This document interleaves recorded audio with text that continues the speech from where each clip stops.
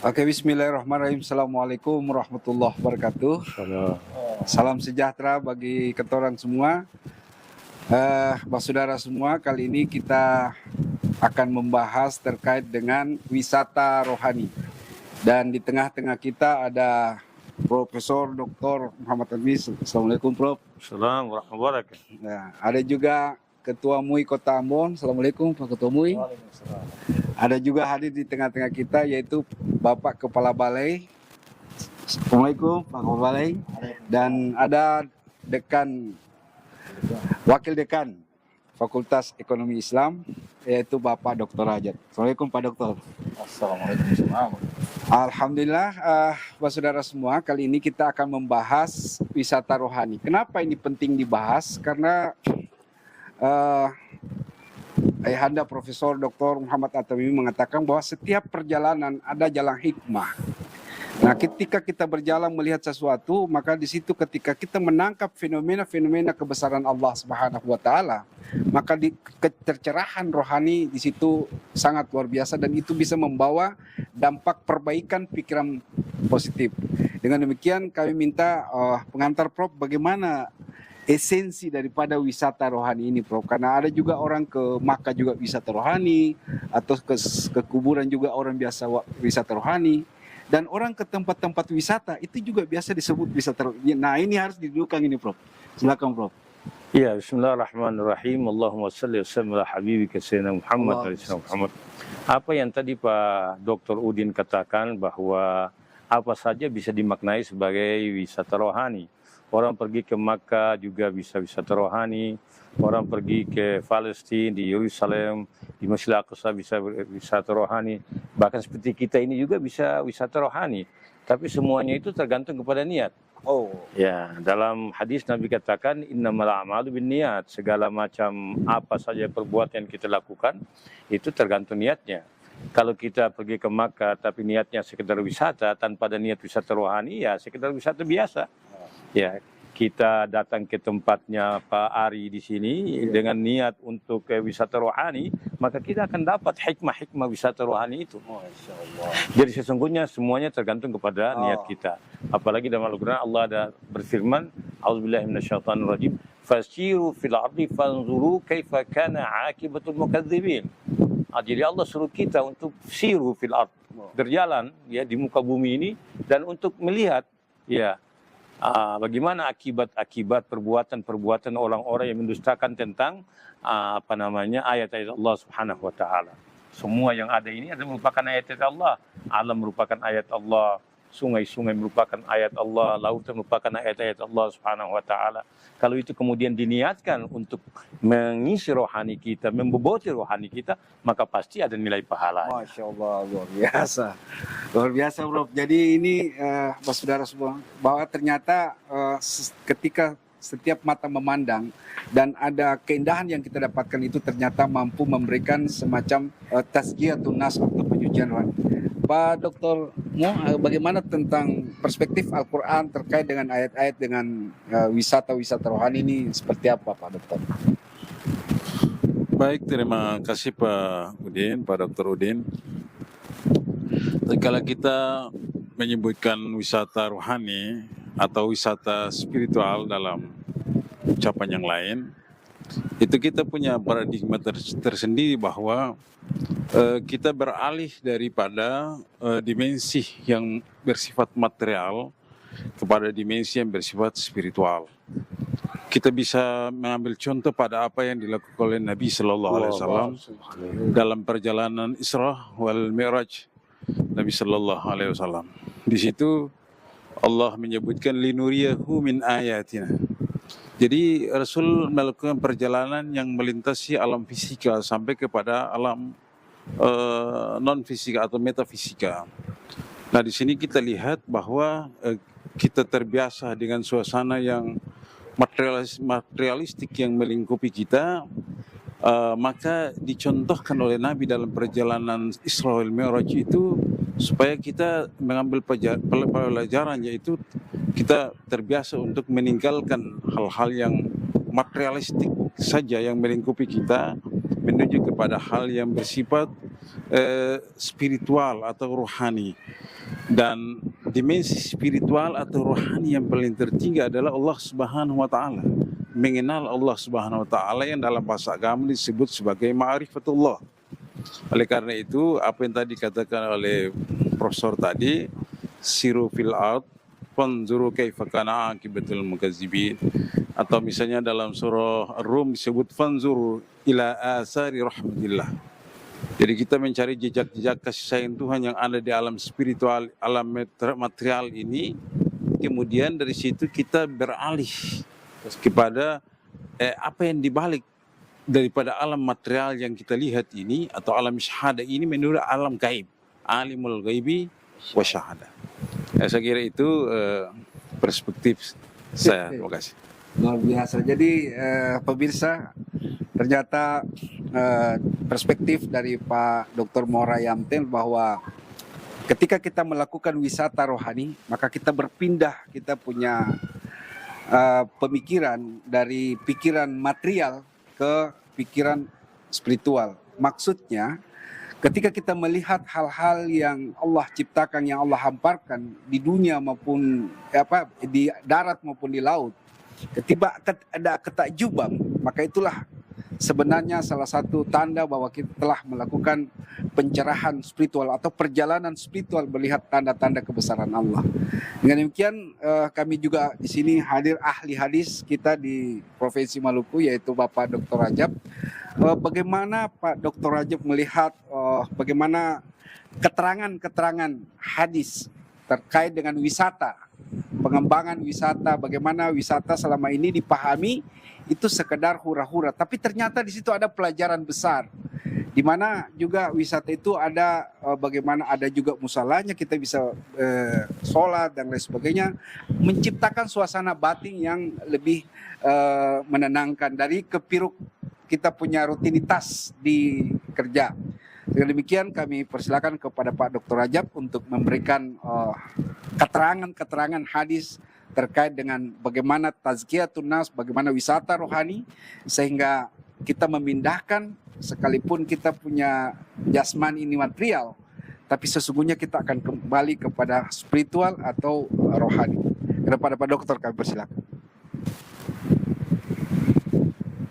Baik, terima kasih Pak Dr. Syarifuddin, Ustaz yang saya hormati, Ustaz Profesor Dr. Muhammad At-Tamimi, Ustaz semua, dan Pak Kepala Balai yang terhormat. Nah, memang menarik gitu, ya kalau tentang wisata rohani ini, karena selama ini yang kita sebut wisata itu biasanya untuk pergi berpura-pura, pergi bersenang-senang, dan biasanya itu tidak ada tidak ada dampaknya terhadap kerohanian kita. Padahal kadang-kadang kita penat, kita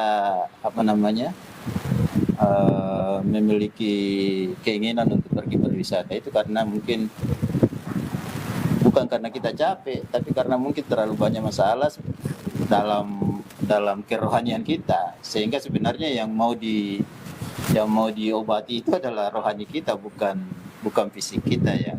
Jadi bukan karena kita capek dan sebagainya, tapi karena ya rohani kita yang bermasalah, mungkin karena terlalu banyak banyak kerjaan nah rohani kita yang perlu itu. Maka kemudian ketika berkaitan dengan pengembangan wisata rohani ini memang menurut saya penting.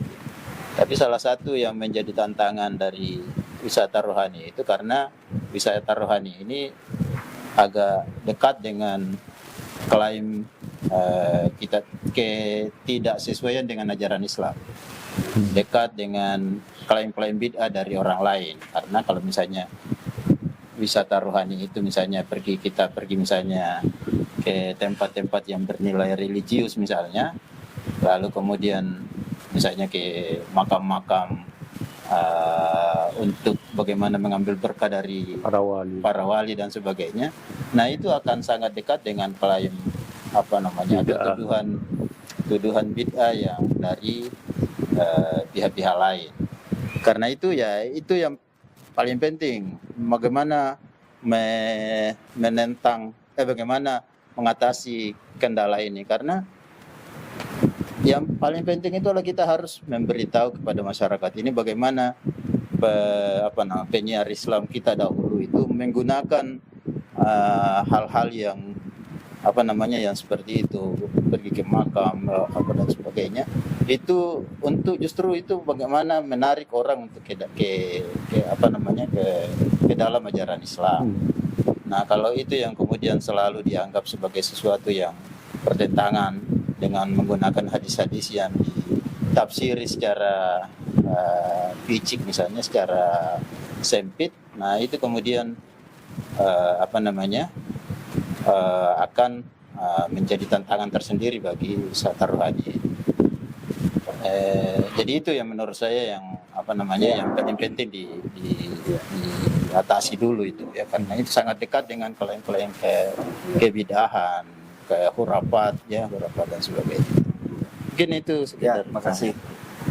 Makasih Pak Dokter. Jadi memang perspektif orang macam-macam ya, tapi ketika kita membatasi definisi rohani adalah memuliakan Allah, memuliakan Rasulullah dengan ciptaan alam raya yang dikatakan oleh Prof tadi, saya kira itu bisa memberikan pelajaran, edukasi, pencerahan kepada rohani kita, pembelajaran kepada rohani kita, dan pencerdasan kepada rohani kita.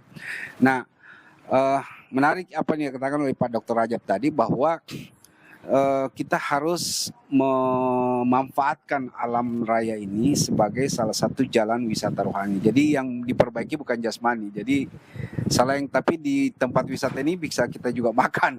Kita berbagai macam, ada makan nasi kuning tadi pagi, nasi kuning, nasi kuning. Kita juga bisa makan berbagai macam. Jadi ada pemenuhan asupan rohani dan asupan jasmani yang kita dapatkan dalam wisata rohani ini. Dengan demikian untuk memberikan gambaran sedikit terkait dengan ini juga perlu Balai Diklat, bagaimana juga kalau di Balai Diklat itu pelatihan skill, hard skill dan soft skill.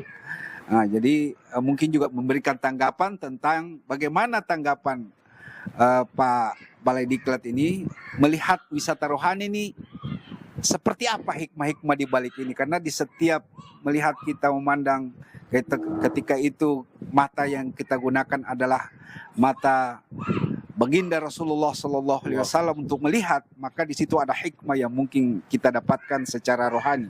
Kepada Pak Kepala Dir kami persilakan. Terima kasih Pak Dr. Din, Pak Profesor Tamimi yang kami hormati, Pak Dr. Mo, Dr. Jab. Alhamdulillah, dalam perspektif Balai Diklat menyangkut dengan wisata rohani, maka saya boleh membagi itu kepada 3. Yang kita kenal di Balai Diklat itu ada yang disebut dengan pelatihan di wilayah kerja, pelatihan reguler, dan pelatihan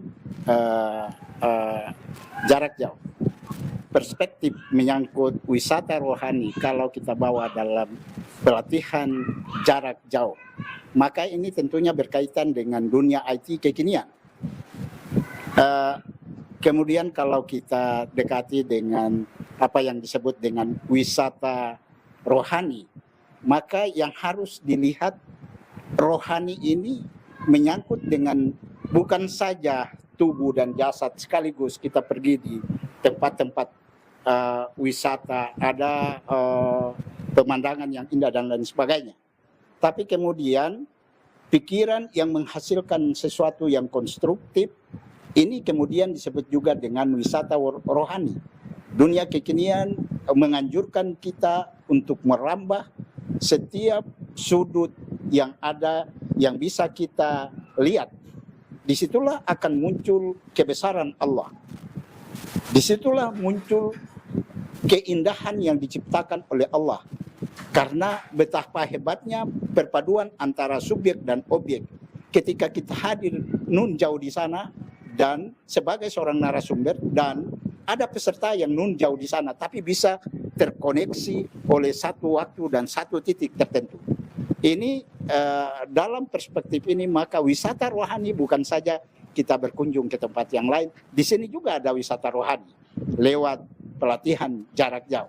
Ada pelatihan di wilayah kerja. Ketika dari rumah, dari kantor kita ke suatu wilayah, di sana maka rohani ini kita teruji. Naik pesawat, naik di kapal laut. Maka iman kita teruji, mentalitas kita teruji. Akan muncul nilai keimanan dan ketakwaan kita kepada Allah Subhanahu wa taala, karena disitulah muncul nilai spiritual yang sesungguhnya. Karena di samping orang pergi mencari finansial, tapi menguji kita untuk ternyata harus ada balansi antara kegiatan kita dengan wisata-wisata rohani ini. Begitu pula di diklat reguler, kita memanggil peserta dari sana. Ini ada dua kemungkinan. Dia berjuang untuk mencari nafkah, disambil berjuang, tapi dia mengendarai baik di laut dan di udara. Harus menghadirkan kalimah-kalimah Allah senantiasa ada pada dia. Agar supaya yang disebut dengan nilai itu muncul ketika perpaduan antara subjek dan objek tadi. Kalau tidak, maka wisata religi yang bahasakan itu maka keluar dari makna sesungguhnya, karena nilai itu muncul karena perpaduan antara subjek dan objek itu. Demikian Pak dari kami. Oke, makasih. Wah, luar biasa saudara sekalian. Ternyata wisata rohani semakin digali selalu melahirkan pikiran-pikiran baru dan menciptakan semacam perspektif-perspektif dari berbagai aspek, dan intinya adalah kita hidup adalah memperbaiki rohani. Pak Saudara, sebelum koton tutup, kita akan dengar closing statement dari Prof terkait dengan wisata rohani ini, sehingga tidak terjadi kerusakan di darat dan di laut. Karena petugas wisata tidak sekedar pergi bersenang-senang, tapi menjaga kebersihan darat dan laut itu menjadi penting, karena ketika itu bersih, maka di situ wisata rohani akan tercapai.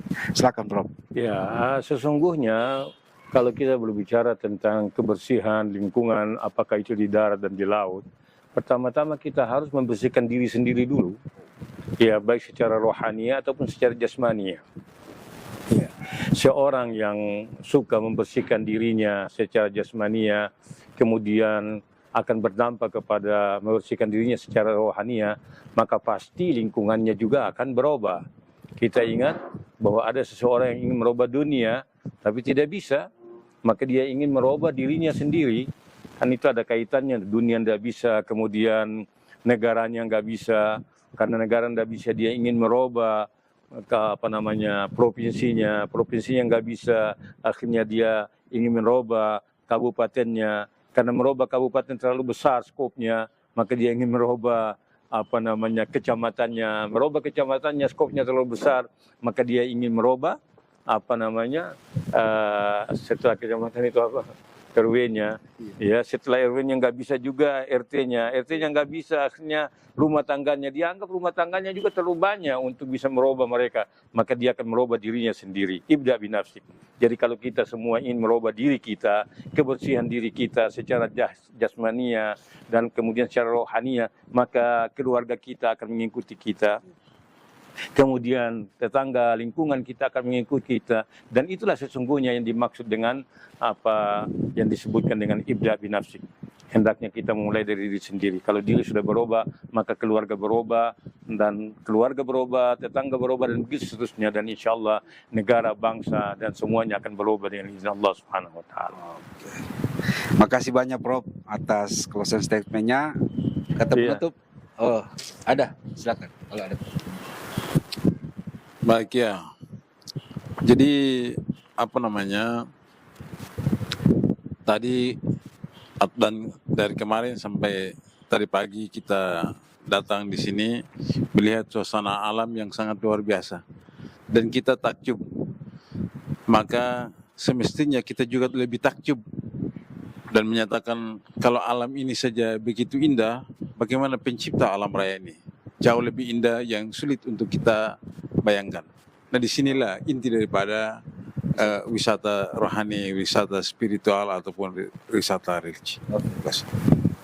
Oke, demikian Mas Saudara. Jangan lupa Katong akan berjumpa di lain kesempatan dalam tema yang lebih menarik. Terima kasih. Wassalamualaikum warahmatullahi wabarakatuh. Waalaikumsalam warahmatullahi wabarakatuh.